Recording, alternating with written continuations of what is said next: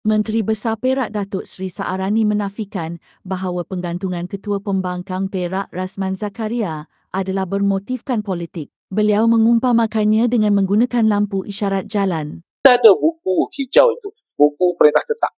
Buku perintah tetap ini dibuat oleh ahli Dewan Undangan Negeri Sendiri. Kita buat. Ketua Pembangkang ada, kerajaan ada, dan kita telah ada jawatan kuasa yang membina buku tersebut, yang memperbaiki bahasa yang dibuat dalam Dewan Negeri, diluluskan. Termasuk Ketua Pembangkang ada di situ. Jadi buku hijau itu telah diluluskan oleh Dewan Undangan Negeri. Salah seorang daripada orang yang meluluskannya adalah Ketua Pembangkang.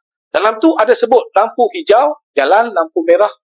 Maksud saya, dalam tu ada sebut, kita boleh bercakap, boleh berhujah. Tetapi ada batasan dia. Jangan melampaui batas. Tak boleh menghasut, tak boleh menghina, dia ada.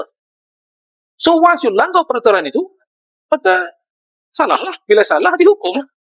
Dihukum macam mana kita nak kata tak ada sedangkan buku itu untuk mengawal. Sama seperti lampu isyarat tadi. So kita kena faham yang tu. Dan biasalah mana dia pernah orang mengaku salah. Dihukum semua tak adil. Termasuklah bersalah pun kalau mahkamah hukum, dia hukum. Itu normal kepada saya. Tapi saya beritahulah kalau ini nak jadikan isu untuk air kuning, saya pun boleh juga. Saya akan cerita bahawa apa yang dibuat oleh Ketua Pembangkang itu salah. Ikut buku hijau. So, jatuh hukum, that's all.